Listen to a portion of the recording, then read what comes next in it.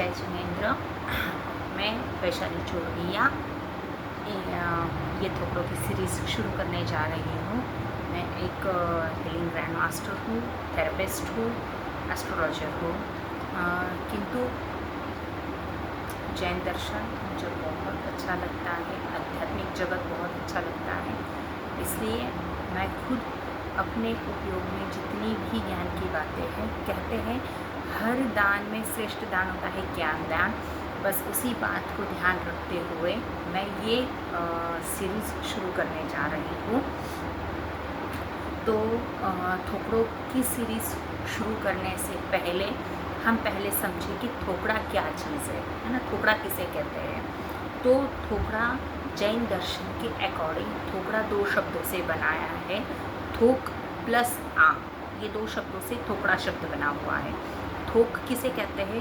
थोक माने वो होता है जो मूल होता है ना, और उसे डा प्रत्यय मूल सार जिसे कहते हैं वो थोक माल माना जाता है।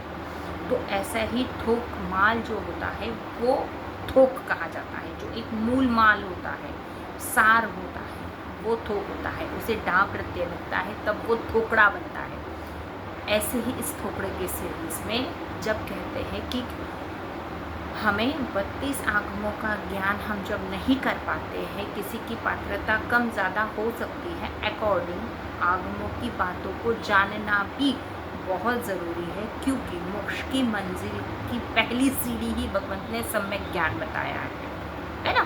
तो इसी सम्यक ज्ञान को प्राप्त करने हेतु आचार्य भगवंत उपाध्याय प्रवर का हम पर बहुत बड़ा एहसान है, बहुत बड़ी कृपा है कि उन्होंने हमारे लिए इन 32 आगमों में से ये छोटे छोटे जो मोती चुनकर एक माला पिरोई है, जिसे हम थोकड़ा कहते हैं। इसे ही हम ग्रहण करने जा रहे हैं। तो आइए आज इस थोकड़े की सीरीज़ में पहले थोकड़े शुरू करने से पहले आचार्य भगवान की अनुज्ञा लेते हैं। मैं चाहूँगी कि आप सभी भी हाथ जोड़कर आचार्य भगवान को, गुरु भगवंत को स्मरण करें। अहो आचार्य भगवान, आप ज्ञान के सागर हो। आप हमें अप्रत्यक्ष अनुज्ञापूर्वक आशीर्वाद प्रदान करें, जिससे हमें अपूर्व ज्ञान को ग्रहण, धारण एवं वितरण करने में समर्थ हो। आपकी महती कृपा होगी। महत्वपूर्ण चीज़ एक बार मैं बता दूं कि थोकड़ों से रिलेटेड अगर वीडियो शेयर करने पर कोई भी जिज्ञासा निर्माण होती है तो आप कमेंट बॉक्स में क्वेश्चंस डाल सकते हैं। जब भी अनुकूलता हो मैं आपके आंसर्स देने की कोशिश करूँगी।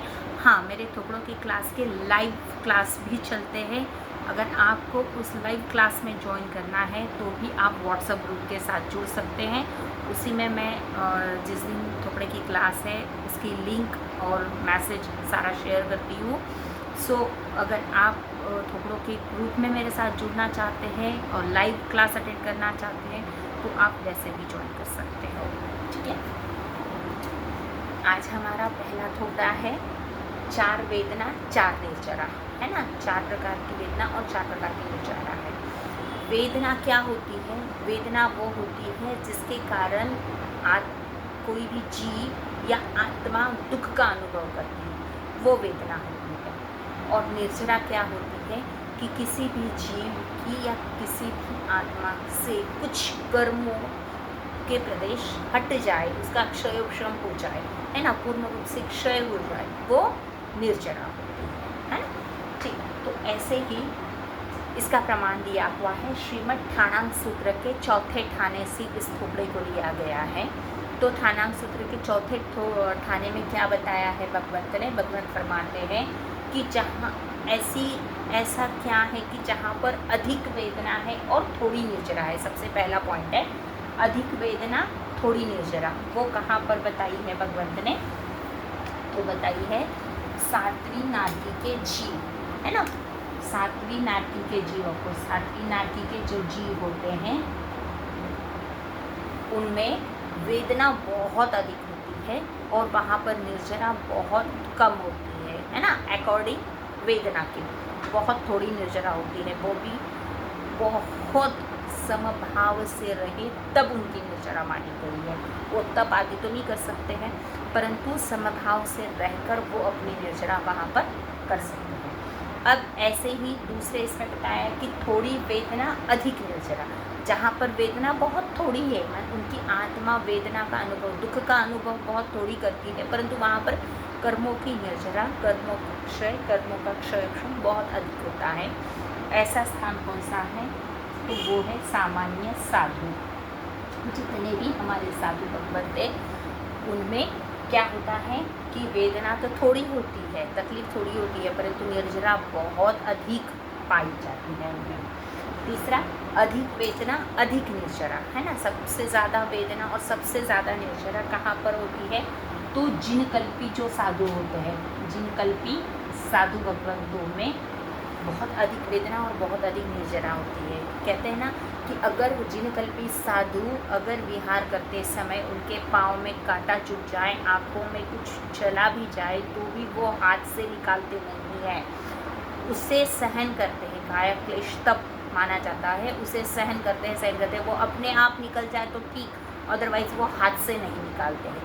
ऐसे ये जिनकल्पी साधु है कि जो समभाव से उस वेदना को, उस पीड़ा को, उस तकलीफ को, उस परिचय को समभाव से सहन करते हैं, तो वहाँ पर निर्जरा भी उनकी अधिक मानी जाती है।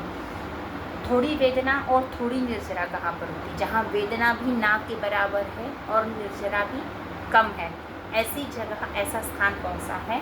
तो वो है अनुत्तर विमानवासी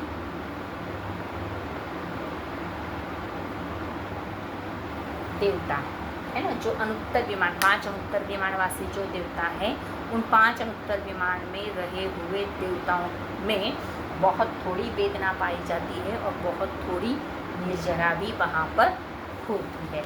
सेवम बंदे सेवम बंदे। इस प्रकार ये हमारा छोटा सा आज थोड़ा मैंने आपके समक्ष रखा है। इससे रिलेटेड कोई भी जिज्ञासा है तो आप कमेंट बॉक्स में डाल सकते हो, और ये भी बताना है कि आपको ये टुकड़ा कैसा लगा, ताकि आपके कमेंट से मैं समझ सकूं कि मुझे और क्या अलग से करना है, कैसे और समझाना है ना।